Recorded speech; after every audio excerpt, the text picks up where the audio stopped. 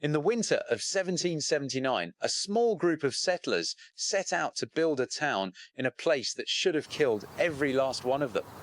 They were heading into the deep wilderness of what is now Middle Tennessee. 1,000 miles from safety, through frozen rivers and hostile territory, into a valley where no European settlement had ever survived. It was one of the coldest winters anyone alive could remember.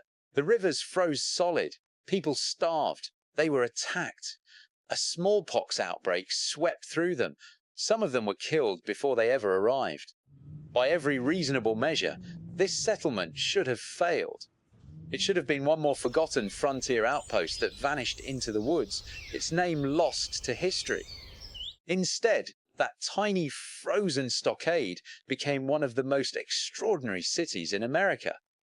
Because that settlement was Nashville, Tennessee, and what grew out of that doomed little fort on the Cumberland River is almost impossible to believe.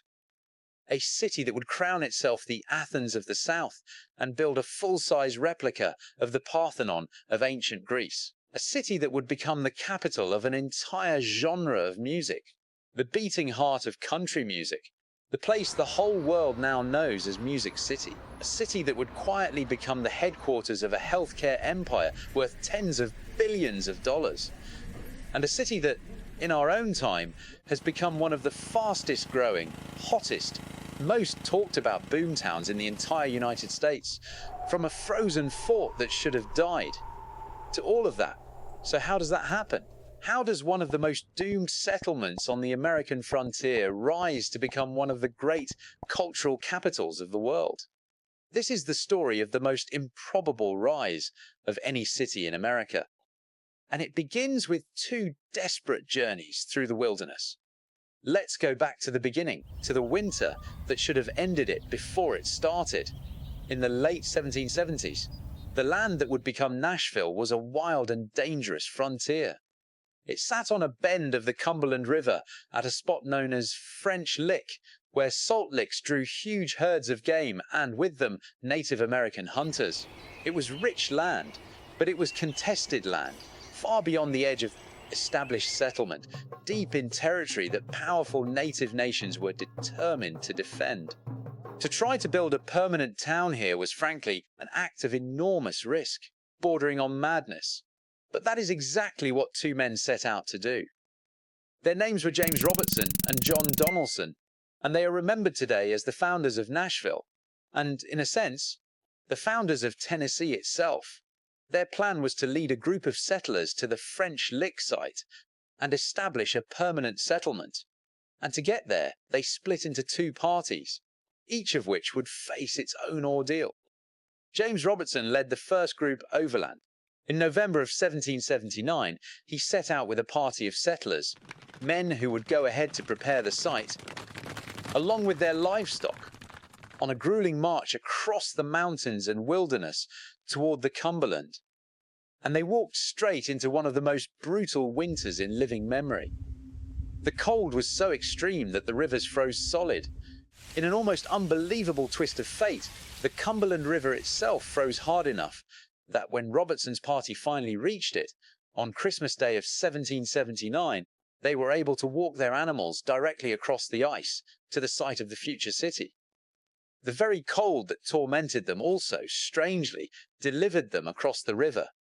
But the second group had it far, far worse. This was the party led by John Donelson, and it included the women, the children, and the families of the settlers. And instead of going overland, they went by water on one of the most harrowing journeys in the history of the American frontier. Donelson's expedition traveled by flatboat, and their route was staggeringly long.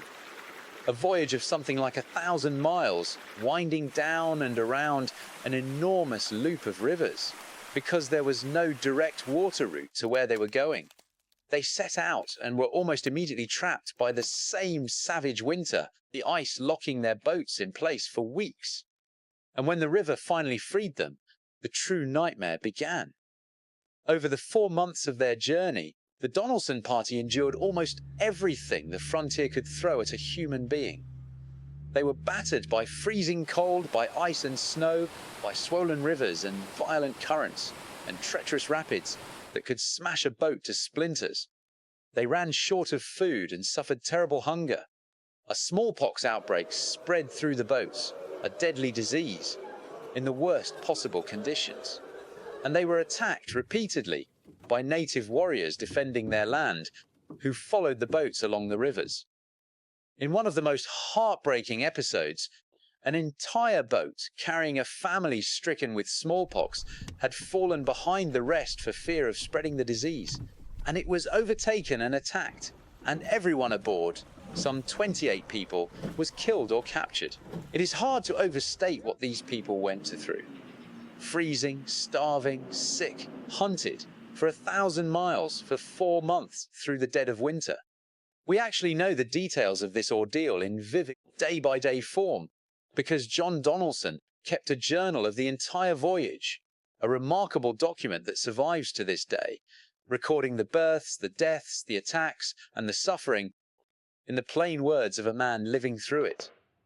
It is one of the great first-hand records of the American frontier, and there is a detail in that story that is almost too perfect. Aboard those boats, enduring that entire nightmare voyage, was John Donelson's own daughter, a young woman named Rachel.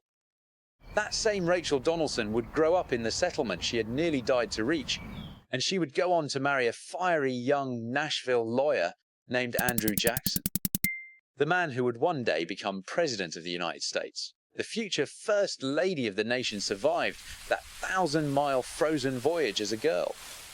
The history of the country runs directly through those flatboats, and yet, on April 24, 1780, John Donelson's battered expedition finally reached the settlement site on the Cumberland and reunited with Robertson's party. Against all odds, they had made it. They had built a small log stockade at the site, a square fort of about 2 acres, ringed with log cabins, protection against the wilderness and the attacks they knew were coming. They called it Fort Nashborough, after a Revolutionary War general named Francis Nash. And that same year, the settlers drew up a remarkable document, the Cumberland Compact, a kind of frontier constitution to govern themselves out here, far beyond the reach of any real government. They had arrived. They had planted their fort. But surviving the journey was one thing. Surviving what came next would be another thing entirely. Because the hardest years were still ahead, and Nashville very nearly did not make it. The first years of Fort Nashborough were a desperate, bloody struggle for survival. The settlers had built their fort in the middle of contested hunting grounds, and the native nations of the region, who had every reason to resist this invasion of their land, pressed the settlement hard. The people of Fort Nashborough lived under near constant threat. Farming the land outside the walls meant risking your life. Fetching water, tending animals, traveling between settlements, all of it was dangerous. The violence came to a head in 1781, barely a year after the founding, in an event remembered as the Battle of the Bluffs, when a large force of warriors attacked the fort directly. The settlers survived, according to local legend, in part thanks to the fort's dogs being released to break up the attack. But the message was clear. This settlement was hanging by a thread. Over these early years, many settlers were killed. Some of the founders' own family members died in the violence, and plenty of the survivors gave up entirely, packing up and leaving for safer country back east. There were moments when Fort Nashborough could easily have been abandoned altogether, when the whole project of a town on the Cumberland could have simply ended, like so many other failed frontier ventures. That it didn't, that a core of stubborn settlers held on through those brutal early years, is the first of the many improbable turns in Nashville's story. They had no reason to believe this place would ever amount to anything. They stayed anyway. And slowly, the tide turned. As the frontier gradually stabilized and more settlers arrived, the tiny fort began to grow into an actual town. In 1784, it was formally established, and its name was softened from Nashborough to the more elegant Nashville. Its location, which had once made it so dangerous, now started to make it valuable, because that same Cumberland River that had nearly killed the Donelson was a highway. As the region filled in, Nashville became a river port, a place where goods could be shipped and traded, a natural hub for the growing settlement of Middle Tennessee. Tennessee became a state in 1796, and Nashville, that former death trap of a stockade, kept rising in importance until, in the 1840s, it was chosen as the permanent capital of the entire state. In just about 60 years, a doomed frontier fort had become a state capital. The impossible rise had begun in earnest, and the engine of that early rise was the river. Once the age of the steamboat arrived, the Cumberland connected Nashville to the whole vast network of American waterways, down to the Ohio, down to the Mississippi, all the way to New Orleans and the sea. Steamboats churned up to the Nashville wharf loaded with goods and carried the region's cotton and crops back out to the world. The city became a bustling center of trade and finance and printing, a place where money changed hands and fortunes were made. The very same current that had trapped the Donelson party in the ice, that had nearly drowned and starved the founders, had become Nashville's road to prosperity. The river that tried to kill the city ended up making it rich. That, too, is part of the strange logic of this place. The obstacles kept turning into advantages. By the middle of the 19th century, Nashville had become a genuine city, a prosperous center of commerce and culture on the Cumberland, with fine buildings, a growing population, and real ambition. This was the era when Andrew Jackson, the future president, made his home just outside the city at his plantation. The Hermitage and Nashville's fortunes rose along with Tennessee's growing power in the nation. But this prosperity, like so much of the wealth of the antebellum South, was deeply entangled with slavery, and the city was about to be swept into the great catastrophe that would tear the country apart. When the Civil War came, Nashville's location made it strategically vital and vulnerable. As a major river and rail center, it was a prize both sides wanted. And early in the war, in February of 1862, Nashville became the first Confederate state capital to fall to Union forces. For most of the war, it was held under Union occupation, transformed into a critical supply base for the Northern armies pushing deeper into the South.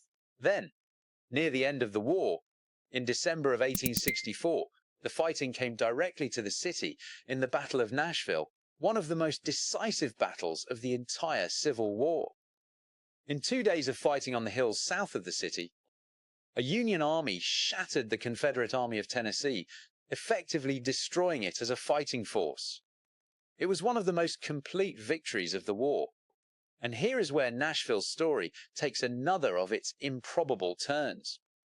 Because that early occupation, as painful as it was, may have actually positioned the city to recover faster than its southern neighbors. While cities like Atlanta were burned to the ground, Nashville had spent much of the war as a bustling, if occupied, Union supply hub, full of activity, commerce, and infrastructure. When the war ended and the South lay in ruins, Nashville was comparatively well placed to rebuild and rebound. And rebuild it did, into something no one could have predicted. Not a factory town, not a cotton town, a city of learning and of music. In the years after the Civil War, Nashville reinvented itself as a center of education so ambitious that it earned an astonishing nickname. People began calling it the Athens of the South. Think about the audacity of that. A city that had begun as a frozen stockade in the wilderness, that had been a battlefield just years earlier, now claiming the mantle of Athens, the birthplace of Western philosophy, democracy, and art. But Nashville meant it. In the decades after the war, the city filled with colleges and universities, becoming one of the great educational centers of the entire South. And two of those institutions, founded within a few years of each other, tell you everything about the range of Nashville's new ambition. In 1866, just after the war, Fisk University was founded, a school dedicated to educating newly freed Black Americans. Fisk became one of the most important, historically, Black universities in the country, a beacon of Black scholarship and achievement at a time when such a thing was under fierce attack. And it produced something that would echo around the entire world. But we'll come back to that, because It's a crucial part of how Nashville became Music City. Then, in 1873, came Vanderbilt University, endowed by one of the richest men in America. The shipping and railroad magnate Cornelius Vanderbilt gave $1 million and colossal fortune at the time to found a great university in Nashville with the stated hope that it would help heal the wounds between the North and South after the war. Vanderbilt grew into one of the finest universities in the nation, a research and academic powerhouse that it remains to this day. And nearby, Meharry Medical College rose to become one of the most important institutions for training black doctors and dentists in America. And there's something telling in that choice. When the war ended and the South had to figure out what it would become, a lot of cities reached for smokestacks. They wanted to be the next great factory town. Nashville reached for something different. It bet its identity on the mind, on colleges, on books, on learning, on culture. In a region devastated and impoverished, that was a bold, almost defiant bet. It said that this city intended to be a place of ideas, not just industry. And it planted the cultural confidence, the sense that Nashville could be a capital of something, that would later make it possible for the city to become the capital of entire art form. Nashville's obsession with its identity as the Athens of the South reached its peak, literally, in 1897. To celebrate the 100th anniversary of Tennessee statehood, the city hosted a grand Centennial Exposition. And as its centerpiece, Nashville did something that no other city on earth has ever done. It built a full-scale, exact replica of the Parthenon, the great temple of the goddess Athena that has crowned the Acropolis in Athens, Greece, for nearly 2,500 years. It was originally meant to be temporary, built of plaster and wood, to be torn down after the celebration. But the people of Nashville fell in love with it. They couldn't bear to lose it. So the city eventually rebuilt it in permanent materials, and it still stands today in a Nashville Park, the only full-scale replica of the Parthenon in the world, complete, decades later, with a towering gilded statue of Athena inside, a perfect ancient Greek temple in the middle of Tennessee. It is maybe the single most improbable monument in America. And it is the perfect symbol of a city that has never once been afraid to reach, far, far beyond what anyone thought it should. But for all its temples and universities, Nashville's greatest gift to the world would not be marble or scholarship. It would be sound. And to understand how Nashville became the capital of American music, we have to go back to that university founded for freed slaves, to Fisk and its singers. In the early 1870s, Fisk University was struggling to survive financially, as such schools desperately did. And so a group of Fisk students, many of them born into slavery, formed a singing group to tour and raise money for their school. They called themselves the Fisk Jubilee Singers, and they sang the spirituals, the profound, soul-stirring sacred songs that black Americans had created in bondage. And they were extraordinary. The Fisk Jubilee Singers toured the North, and then they toured Europe, and they became an international sensation. They sang for royalty. And there is a beloved story, the kind of legend that captures a deeper truth, that when they performed for Queen Victoria of England, the Queen was so moved by the beauty of their voices that she declared they must come from a city of music, a city of music. Whether or not the Queen said those exact words, the idea took root and it attached itself to Nashville.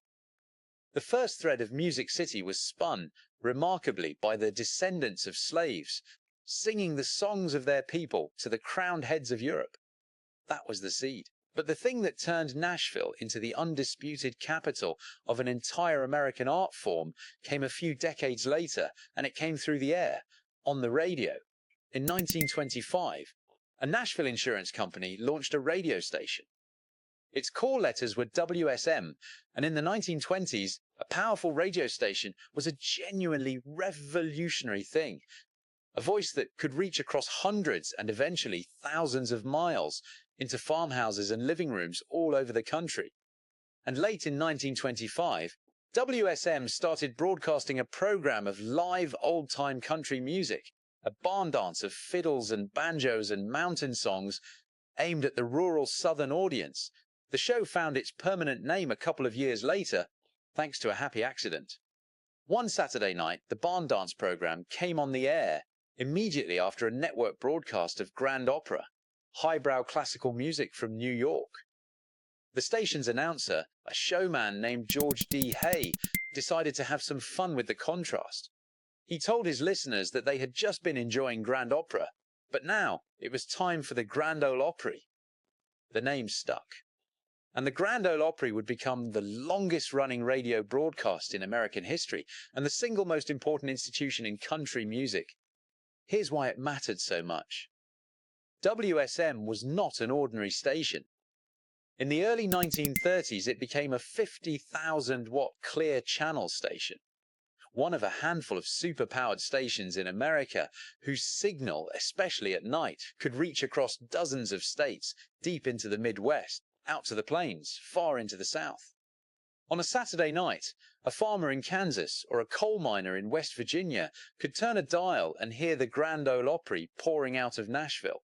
For a country musician, playing the Opry meant being heard by more people in a single evening than they could reach in a lifetime of touring. It was the closest thing the rural heartland had to a national stage, so the musicians came. They flocked to Nashville from all over the South and beyond, chasing that signal and that stage.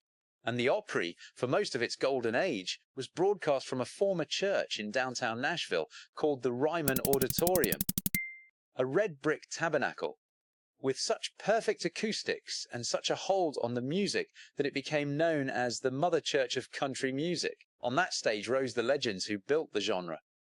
Roy Acuff, crowned the king of country music.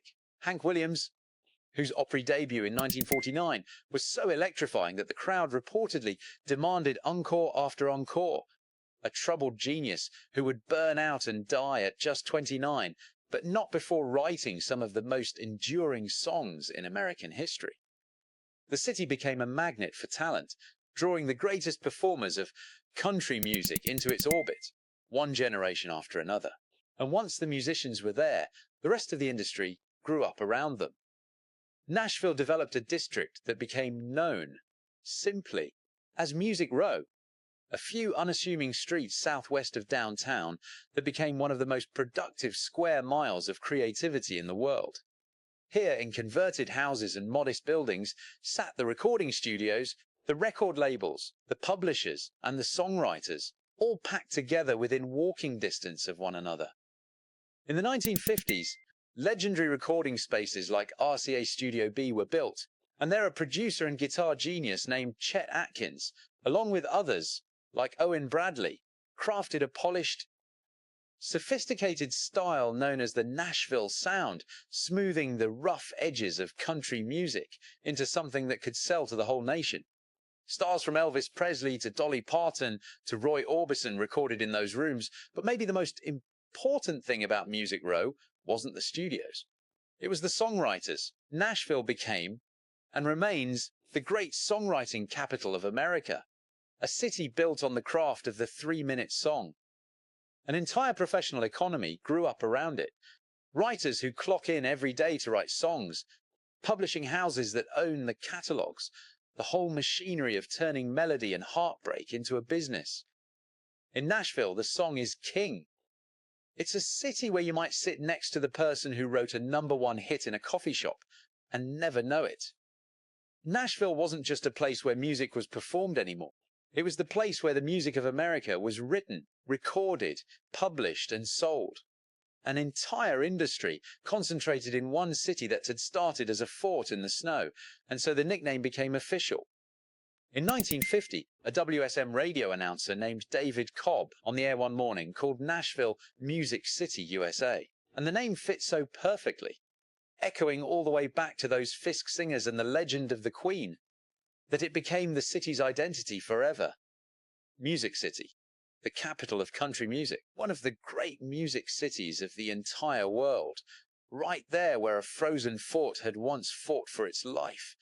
But here is the part of Nashville's story that most people outside of it don't even know. Because as remarkable as the music is, the biggest business in modern Nashville isn't music at all. It's medicine. And it started with an idea that changed American healthcare forever. In 1968, three men in Nashville, a doctor named Thomas Frist, his son, and a businessman named Jack Massey, founded a company called the Hospital Corporation of America, or HCA. And their idea was, at the time, genuinely revolutionary. They believed that hospitals could be run not as one-off charities or local institutions, but as a professionally managed, nationwide business, a chain of hospitals operated efficiently and at scale, the way you might run any other large corporation. That idea took off explosively. HCA grew into a giant, and it turned Nashville into the headquarters of an entirely new industry, the business of running hospitals. And here is where it became something bigger than one company. Because as HCA grew, its executives, managers, and dealmakers learned the business inside and out. And then many of them left to start their own healthcare companies right there in Nashville. That spun off another generation of firms, which spun off still more. It's the same pattern that built Silicon Valley. Talented people seeing successful companies to found their own, over and over, all clustered in one place, feeding off the same pool of expertise and money. The result is that Nashville became the beating heart of America's for-profit healthcare industry. A dense ecosystem of hundreds of hospital companies, healthcare management firms, and medical businesses generating tens of billions of dollars and employing enormous numbers of people across the region. Today, HCA is the largest for-profit hospital operator in the world, running well over 100 hospitals. And Nashville, Music City, is also quietly the healthcare capital of the United States, a fact that most of the tourists dancing on Broadway have absolutely no idea about. It's a stunning double identity. The same city that gave the world the Grand Ole Opry also reinvented the American hospital, and it didn't stop there. Nashville became a major center of religious publishing, so central to the faith of the region that it sits at what people call the buckle of the Bible Belt, home to major publishing houses that print Bibles and Christian books for the whole nation. It became a center of banking and business, layer upon layer of industry and culture stacked up in a city that, not so long before, had been fighting to keep its people from starving in a frozen winter. And in the 21st century, Nashville did the most improbable thing of all. It became cool. For a long time, Nashville was known nationally for one thing: country music, and was often gently mocked by the coastal elite as a provincial southern town. But somewhere in the 2010s, that flipped completely. Nashville exploded into one of the hottest, most desirable cities in America. National magazines crowned it an It City. People began pouring in from all over the country, drawn by the jobs in healthcare and a booming tech and business scene, by the low taxes, by the music and the food and the energy, by a quality of life that felt like a bargain compared to the coasts, the population, and growing at more than twice the national rate. Downtown Nashville transformed into a glittering skyline of construction cranes. The honky-tonks of Lower Broadway became one of the great tourist destinations in America, a neon canyon of live music that draws millions of visitors, and became famous, among other things, as the bachelorette party capital of the country. Major corporations began relocating and expanding to Nashville, drawn by the talent, the tax climate, and the sheer momentum of the place. The city that started as a doomed stockade had become, once again, a boom town. One of the great American success stories of our time. Of course, that kind of explosive growth comes with its own tensions, and Nashville is living through them now. Long-time residents watch their neighborhoods transform and their cost of living climb. Some worry that the flood of newcomers and tourists is sanding away the authentic soul of the place, that the city of songwriters and hard-won character is at risk of becoming a theme park of itself. Traffic clogs the roads that were never built for this many people. These are real growing pains, the price of success. But they are, in a sense, a very Nashville kind of problem to have.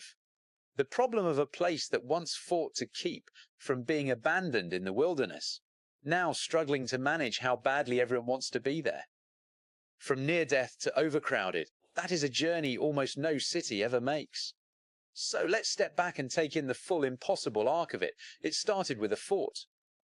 A tiny square of logs on the Cumberland River, built by people who had crossed 1,000 miles of frozen wilderness, who buried their dead and fought off attacks and very nearly gave up entirely. There was no reason on earth to believe that settlement would survive its first decade, let alone become anything great. By every measure of the frontier, Nashville should have been a footnote, one more failed outpost swallowed by the woods. Instead, it became a state capital. Then the Athens of the South, so confident in its ambition that it built the Parthenon. Then Music City, the global capital of country music, its songs carried on the radio to the whole world. Then the headquarters of an American healthcare empire. And then, in our own time, one of the fastest growing, most magnetic boomtowns in the entire country. So what is the real lesson of Nashville's impossible rise? It's a story about reinvention. Because the truth is, Nashville has been many completely different cities over the course of its life. A frontier fort, a river trade town, a state capital, a center of learning, a music capital, a healthcare giant, a modern boomtown. Most cities find one thing they're good at and ride it until it fades. Nashville has done something much rarer. It has reinvented its very reason for existing, over and over again, each time reaching for something bigger than anyone thought a city like it could claim. The audacity that led a frozen frontier settlement to call itself Athens and build a Greek temple is the same audacity that made it the capital of an art form and then the capital of an industry. And maybe that's the deepest truth in the whole story. Nashville was never supposed to be great. Nothing about its origin promised any of this. It had no natural harbor, no gold, no obvious destiny. What it had was people who refused to accept the limits of where they were. People who crossed 1,000 frozen miles to build a town, and then, generation after generation, kept refusing to believe that a city in the middle of Tennessee couldn't be something extraordinary. There's a lesson in that which reaches well beyond one city. We tend to assume that great places are the product of great advantages, the perfect location, the natural resource, the lucky break. Nashville is proof that it can come from something else entirely, from ambition, from stubbornness, from a willingness to reinvent yourself when the old reason for existing runs out. The frontier settlers who wouldn't quit, the post-war city that reached for Athens, the radio men who built an industry out of a barn dance, the doctors who reimagined the hospital, the newcomers pouring in today. They are all the same story, told in different centuries. A place deciding, against the evidence, to be more than it was handed. The settlers of 1779 were wrong to think their impossible town was possible. And they turned out to be right anyway. That is the most improbable rise of any city in America. A fort that should have died in the snow, that became Music City instead. And it's a reminder that the story of a place is never really finished, that what looks impossible in one frozen winter can become, a couple of centuries later, the envy of a nation. If you found this story as remarkable as I did, consider subscribing. There are dozens more American cities with histories just as astonishing and just as forgotten, and we're going to tell every one of them.